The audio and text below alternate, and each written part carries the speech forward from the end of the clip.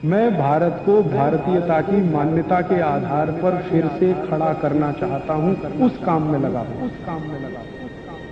मैंने ये देखा हिंदुस्तान में कि हमारे यहां तीज त्योहार होते हैं और हर तीज त्योहार में कुछ खास तरह के व्यंजन और पकवान बनते हैं।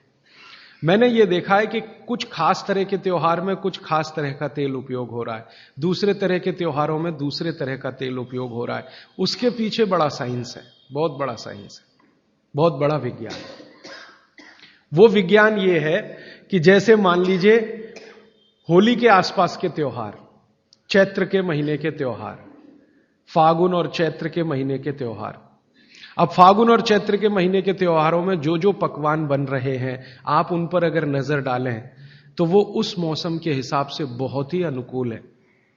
दिवाली के आसपास के जो तीज त्योहार हैं, नवंबर दिसंबर के या अक्टूबर नवंबर के, उनमें जो पकवान बन रहे हैं वो खास तरह के प्रिपरेशन है, बहुत गहरा विज्ञान है। कभी मौका मिला तो इस पे अलग से ही बात करूंगा कि त्योहारों में पकाए जाने वाले जो व्यंजन हैं वो हमारे शरीर को किस तरह की मदद कर रहे हैं। हमारे वैज्ञानिकों ने, माने महर्षियों ने, यह देखा कि जीवन के दिनों में, माने अगर ठंड के दिन है तो शरीर में क्या प्रकोप ज्यादा है, बरसात के दिन है तो शरीर में क्या प्रकोप ज्यादा है, गर्मी के दिन है तो शरीर में कौन सा प्रकोप ज्यादा, प्रकोप माने वात पित्त कफ, ये तीन ही तरह के, तो उनको संयमित रखने के लिए कौन सी चीजें प्रकृति ने दी हैं, तो व्यंजनों में वही चीजें डाली गई हैं। जैसे अब मैं आपको थोड़ा और स्पष्ट करता हूं, यह बात अमूर्त है लेकिन अब थोड़ी मूर्त करता हूं। सर्दी के दिनों में जितने भी त्योहार आप मनाते हैं या जितने भी त्योहारों में आप अपने जीवन को लगाते हैं, ये सब त्योहारों में आप देखो भोजन ज्यादा से ज्यादा आपके हिसाब से गरिष्ठ होता है। प्रिपरेशन कुछ इस तरह के होते हैं, जैसे आप तिल खा रहे हैं, सर्दी के दिनों में भरपूर तिल खाया जाता है और तिल के तरह तरह के व्यंजन बनाए जाते हैं। अगर आप गुजरात में रहते हैं तो अड़दिया खाया जाता है, अड़दिया। दुनिया का इससे अच्छा शायद कोई पकवान ना हो, अड़दिया जिसको कहा जाता है, उड़द की दाल का बनता है अड़दिया। ऐसे ही राजस्थान के कुछ इलाकों में विशेष पकवान है, ऐसे उत्तर प्रदेश के इलाकों में कुछ पकवान है। लेकिन अगर महसूस करें तो ये सब भारी हैं, भारी गुरुत्व है इसमें। बागभट्ट जी ने एक शब्द इस्तेमाल किया, गुरुत्व वाले पदार्थ, माने भारी हैं, आसानी से नहीं पचते, धीरे धीरे पचते। अड़दिया तो आसानी से नहीं पचेगा, तिल की चीजें भी आसानी से नहीं पचने वाली हैं। लेकिन जिन दिनों में हम ये खा रहे हैं उन दिनों में शरीर के लिए यही अच्छा है कि कोई चीज आसानी से ना पचे, धीरे धीरे पचे, देर में पचे। क्यों? अब ये ठंडी के दिन होते हैं तो ठंडी के दिनों में शरीर में पित्त जो है ना थोड़ा कम होता है, पित्त थोड़ा कम होगा, वात ज्यादा बढ़ा हुआ रहेगा और कफ सबसे ज्यादा बढ़ा हुआ रहेगा ठंड के दिनों में। अब कफ सबसे ज्यादा बढ़ा हुआ है तो कफ का असर हमारी जठर अग्नि पर है। अब कफ का असर जठर अग्नि पर है तो जठर अग्नि भी थोड़ी कम रहती है, थोड़ी, जो गर्मियों के दिनों में वो भड़कती है उतनी नहीं होती।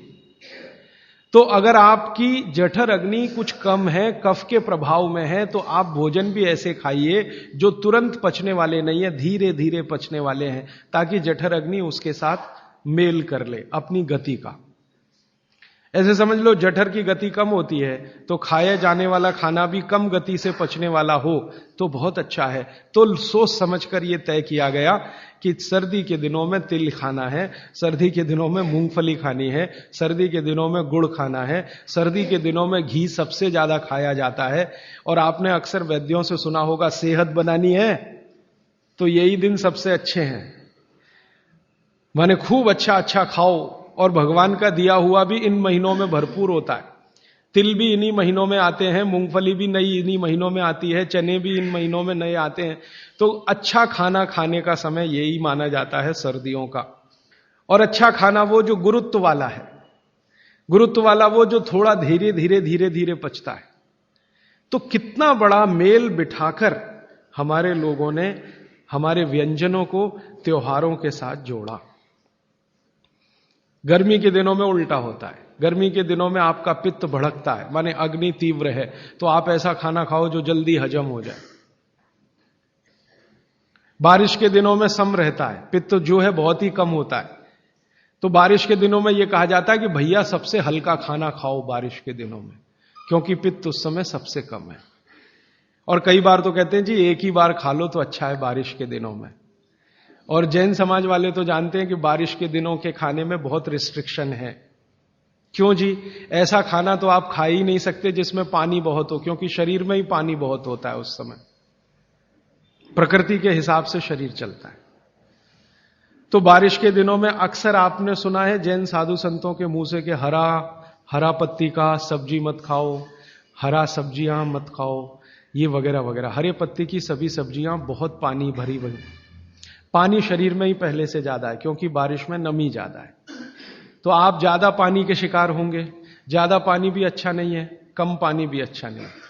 तो इसलिए साधु संत जो कहते हैं वो भी कुछ विज्ञान के आधार पर कहते हैं। बस अंतर इतना ही है कि हमारे दिमाग में क्यों इतना गहरा घुसा हुआ है कि जब तक क्यों एक्सप्लेन कोई नहीं करता हम ना उसकी बात सुनते हैं ना मानते।